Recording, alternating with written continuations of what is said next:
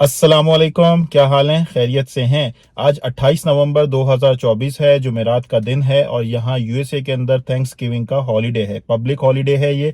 और इसकी कोई डेट फिक्स नहीं है, इसका दिन फिक्स है। Fourth Thursday of the month of November को ये सेलिब्रेट किया जाता है और थैंक्सगिविंग की एक लॉन्ग हिस्ट्री है। और आई थिंक इसकी जो हिस्ट्री है, इसके जो रूट्स हैं वो 17th सेंचुरी तक जाते हैं। 1600 समथिंग में इसके हवाले से चीजें स्टार्ट हुई थी। आई थिंक जो यूरोपियन या इंग्लिश जो पिलग्रिम्स आए थे यहाँ यूएसए के अंदर, उनके साथ इसकी कोई एसोसिएशन है, वहां से ये सारा सिलसिला स्टार्ट हुआ। हार्वेस्ट सीजन के बाद ये सारी चीजें शुरू हुई थी, उस तक इसके रूट्स जाते हैं। इसके हवाले से कुछ और चीजें भी हैं। ये हॉलीडे जो है वो मुख्तलिफ टाइम्स के अंदर, मुख्तलिफ सेंचुरीज के अंदर इसको सेलिब्रेशन इसकी स्टार्ट हुई, इसके हवाले से चीजें होती रही और इसकी एक लॉन्ग हिस्ट्री है।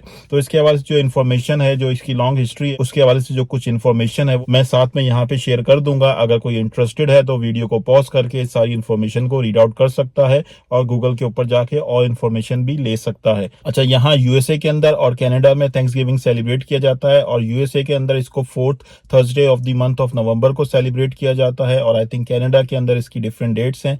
बेसिकली इसमें गेट टुगेदर्स होती हैं फैमिली एंड फ्रेंड्स के साथ। यहाँ यूएसए के जो लोग हैं वो गेट टुगेदर्स करते हैं और यहाँ पे नॉर्मली जो है वो टर्की पार्टीज होती हैं, यानी टर्की बनाया जाता है, शुतुरमुर्ग बनाया जाता है, उसको लोग खाते हैं। तो ये इसकी सेलिब्रेशन यहाँ पे मोस्टली होती है इस तरीके से। डिफरेंट लोग डिफरेंट तरह से इसको सेलिब्रेट कर सकते हैं, लेकिन मोस्टली यही होता है कि गेट टुगेदर्स होंगी फैमिली और फ्रेंड्स के साथ, या घरों के अंदर जो है वो गेट टुगेदर्स होंगी, पार्टीज होंगी और उसमें टर्की जो है वो नॉर्मली बनाया जाता है और टर्की को खाया जाता है। ये जो टाइम है, ये छुट्टियों का टाइम आप इसको कह सकते हैं, ये हॉलीडे सीजन है। और थैंक्स गिविंग से जो है वो एक तरह से छुट्टियां जो है वो स्टार्ट हो जाती हैं, क्योंकि अभी थैंक्स गिविंग है, उसके बाद फिर जो है वो क्रिसमस आएगा और फिर न्यू ईयर आएगा। तो एक तरह से ये थैंक्स गिविंग से आप कह सकते हैं कि हाँ, यूएसए के लोगों के लिए हॉलीडे का सीजन, हॉलीडे का टाइम स्टार्ट हो जाता है। और जब हॉलीडे का टाइम स्टार्ट होता है तो इसमें फिर लोग शॉपिंग भी बहुत ज्यादा करते हैं, एक दूसरे को गिफ्ट्स देते हैं। इस तरह हमारे यहाँ ईद के अंदर जो है वो ईद की सेलिब्रेशन होती है, ईद के हवाले से शॉपिंग की जाती है, नए कपड़े बनाए जाते हैं, नए जूते लिए जाते हैं, डिफरेंट और चीजें ली जाती हैं। इसी तरह से एक दूसरे को अगर ईदी दी जाती है या गिफ्ट्स दिए जाते हैं, तो उसी तरह का इस सारे टाइम के अंदर ये सारा सिलसिला हो रहा होता है। और जब क्रिसमस की बात करते हैं तो यहाँ पे गिफ्ट्स एक्सचेंज होते हैं मोस्टली।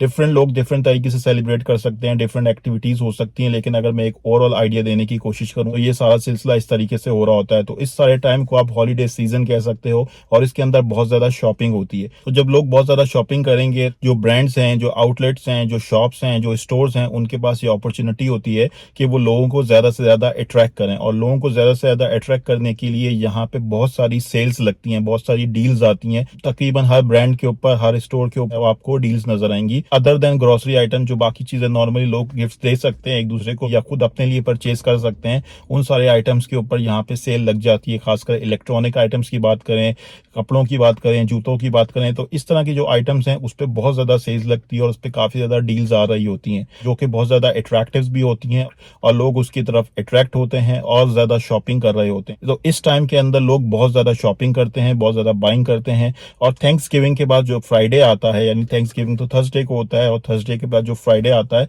उसको ब्लैक फ्राइडे कहते हैं। और ब्लैक फ्राइडे के ऊपर बहुत ज्यादा सेल्स लगती हैं, बहुत ज्यादा ऑफर्स आती हैं। और कुछ सालों से, कोविड के बाद से खासकर, ब्लैक फ्राइडे स्टार्ट होने से पहले से ही सेल्स स्टार्ट हो जाती हैं। लोग ऑनलाइन भी परचेज कर रहे होते हैं। ऑनलाइन जो परचेजिंग है, ऑनलाइन जो शॉपिंग है, उसका जो रुझान है वो काफी ज्यादा हो चुका है काफी सालों से। ऑनलाइन शॉपिंग की वजह से स्टोर्स के अंदर रश बहुत ज्यादा देखने को शायद ना मिले, लेकिन पहले जब ऑनलाइन शॉपिंग का बहुत ज्यादा रुझान नहीं था तो स्टोर्स के अंदर बहुत ज्यादा रश हुआ करती थी और लोग लाइनें लगाते थे। खासकर जब स्टोर ओपनिंग का टाइम होता था उससे पहले लोगों की लाइनें लगी होती थी। अगर मैं मिसाल दूं, बेस्ट बाय एक स्टोर है जहां पे इलेक्ट्रॉनिक आइटम्स या टेक्नोलॉजी से रिलेटेड आइटम्स मिलते हैं, वहां पे लाइनें लगती थी। इसी तरह जेसी पेनी एक स्टोर है, हमने खुद जाके वहां पे कम से कम 1 या 2 दफा लाइनें लगाई हैं और लाइनों में लग के वेट किया है स्टोर की खुलने का, क्योंकि जैसे ही स्टोर खुलेगा तो जो अच्छे ऑप्शंस होंगे, जो अच्छी डील्स होंगी वो जा सकती हैं। तो इस चक्कर में लोग बहुत ज्यादा उसका इंतजार करते थे, कतारों में लगते थे और अंदर जाने का वेट करते थे ताकि वो सबसे पहले जाके वो डील को ग्रैब कर सकें, उस आइटम को ग्रैब कर सकें।